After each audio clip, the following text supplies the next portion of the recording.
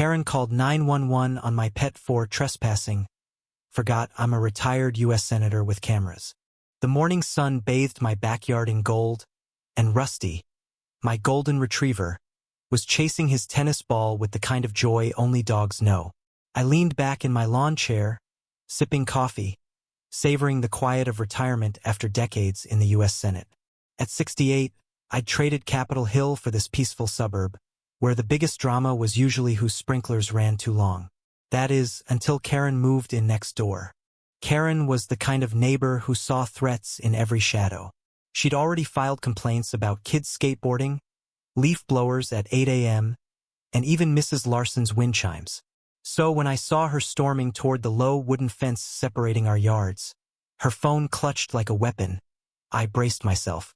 Rusty, oblivious, had wandered a few feet into her pristine lawn while chasing his ball. Her face was red, her voice sharp enough to cut glass. "Your mutt's trespassing again, Frank," she barked, jabbing a finger at Rusty. "I'm calling 911 this time. I'm done with your disrespect." I stood, setting my coffee down, my pulse quickening. "Karen, he's a dog. He stepped on your grass for 2 seconds. Let's calm down." "Calm down?" she snapped, already dialing. "You think you're above the rules because you're some big-shot ex-senator? I know my rights." I felt a familiar heat rise, the kind I used to feel in Senate debates when someone played dirty. "Karen," I said, voice low, "you might want to notice the cameras." I pointed to the small security camera on my porch, its red light blinking steadily. Her eyes flicked to it, then back to me, but she didn't waver. She was too far gone, fueled by a mix of entitlement and outrage. Minutes later, 2 police officers arrived, their radios crackling. Karen launched into her tirade, painting Rusty as a feral beast and me as an arrogant elitist. The officers, young and weary, listened patiently.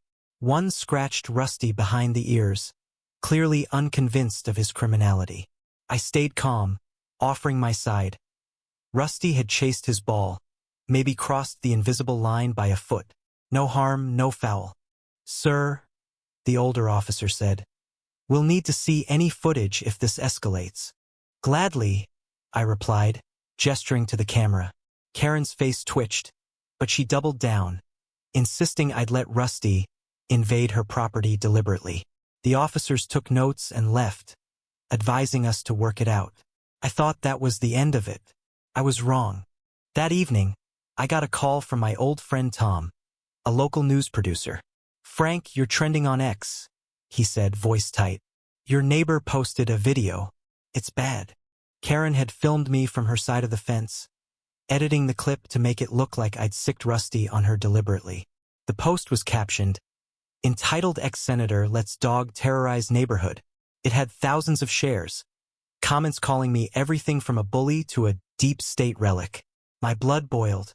This wasn't just a petty dispute, Anna Maria, it was a public lynching. I pulled up my security footage. Clear as day, it showed Rusty's innocent romp, Karen's overblown reaction, and her shouting threats before even dialing 911. I sent it to Tom, who aired it on the evening news. By morning, the tide had turned. Ex-users were now roasting Karen, calling her the ultimate Karen. And worse, I should have felt vindicated, but something gnawed at me. This wasn't just a site, it was a circus. Then came the twist. At dusk, a knock on my door revealed Ethan, the shy 16-year-old from across the street. He shifted nervously, clutching his skateboard. "Senator Frank," he mumbled. "I saw something that day. Karen, she kicked Rusty when you weren't looking. I recorded it." He showed me his phone, the grainy video unmistakable. Karen's sneaker connecting with Rusty's side as he yelped. My heart sank. Rusty hadn't limped or whined, but the betrayal stung. I faced a choice. Release Ethan's video and bury Karen for good, or let it go. The old meth senator who'd crushed opponents with a single speech wanted to fight. But retirement had softened me, or maybe it was Rusty's trusting eyes. I thanked Ethan, told him to keep the video private, and went to Karen's door. She answered, wary, her bravado gone. "What do you want, Frank?" "I know what you did to Rusty," I said quietly. Her face paled. I've got it on video, but I'm not posting it. I just want you to stop. We're neighbors, not enemies. She stammered, then nodded, tears welling. I got carried away. I'm sorry. I walked away, unsure if I'd done the right thing. The next day, Karen's ex account was deleted, and she avoided my gaze. Rusty still chased his ball, oblivious to the storm. But the bitterness lingered, not just for Karen's cruelty, but for how quickly we'd all turned a dog's innocent romp into a war. The cameras had saved me, but they'd also fueled a cycle of outrage neither of us could escape. In the end, I didn't feel like a victor. I felt like a man who'd won a battle but lost something bigger. Was it justice to expose Karen's lies, only to see her vilified? Was it right to hold back Ethan's video, knowing what she'd done? I don't know. But as I watched Rusty bound through the grass, I wondered if we'd all forgotten how to live side by side. What do you think? Where's the line between justice and vengeance in a neighborhood feud?